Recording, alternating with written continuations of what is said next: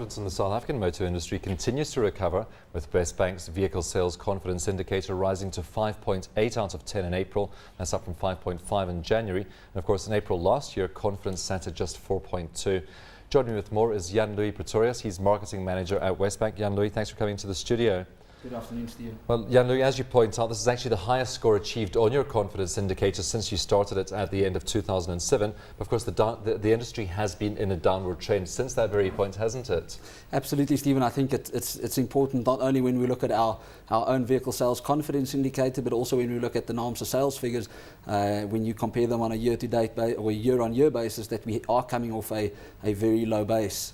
But certainly the trend is positive, and that's the good news for our industry. Of course, we have seen those NAAMSA figures ticking up nicely since January, as you say, off a low base. Do you think we're on a sustainable upward trend at this stage, though?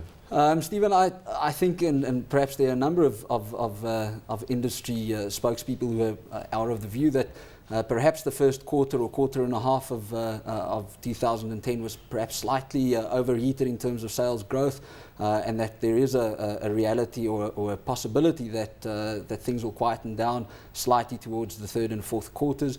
We also see that in our index, which not only judges current activity but also looks into the future. And there we see a somewhat of a stagnation in terms of dealers' view on on the activity levels going forward. So our 12-month future prediction has never reached higher than a level of 7.3, and that would imply for us that there is some form of a plateau, perhaps at a more sustainable level, that will hit us towards the end of the year. So we're unlikely to get back to those pre-crisis levels that seem to be a little bit overheated. Yes, we do think that that those days are over. The rules of the game have changed fundamentally, and one of those, one of the things that impacted on it quite severely was the National Credit Act. Yeah, so now, the rules of the game and the rules of lending. Absolutely, and I think back to June 2007 when the National Credit Act came into play, and I think as an industry we were very worried and perhaps somewhat disappointed. But I think in hindsight it may have just been one of the most timeless changes that hit our industry, because certainly the quality of lending has improved significantly.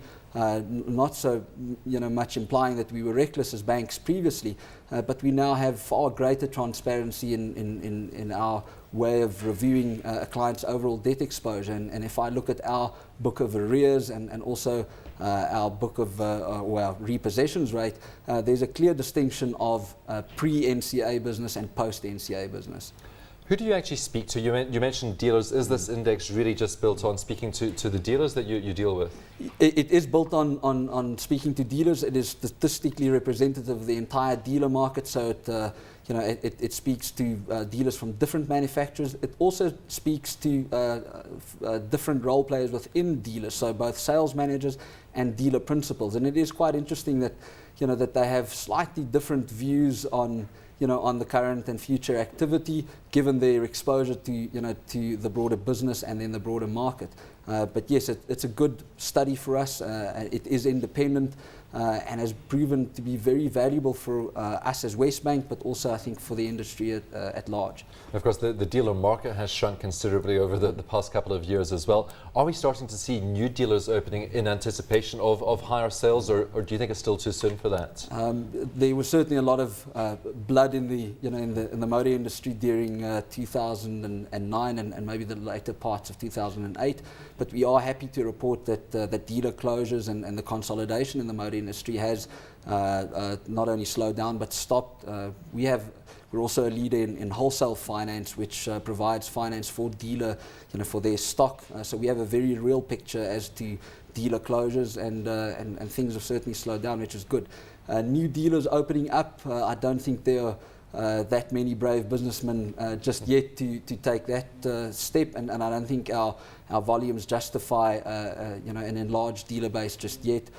So we haven't seen that coming through. Do dealers name lack of bank lending as one of the reasons why they're not selling more cars? Does that come up in the survey? It definitely does come up. So part of the survey tries to understand what are the negative factors that that hinder new car sales currently, and then also what are the positive factors. And consistently over the last year, credit factors, of which we as banks are, a part of the problem, has certainly been cited by dealers as the major reason why they cannot move vehicles off their showroom floors.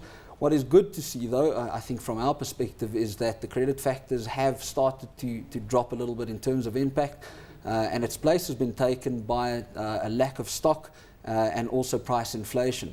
And the lack of stock, I think, is an interesting one because the survey, the fieldwork that we did happened before the Transnet strikes started, and that is severely hampering availability of stock and the movement of vehicles and parts to the dealer network.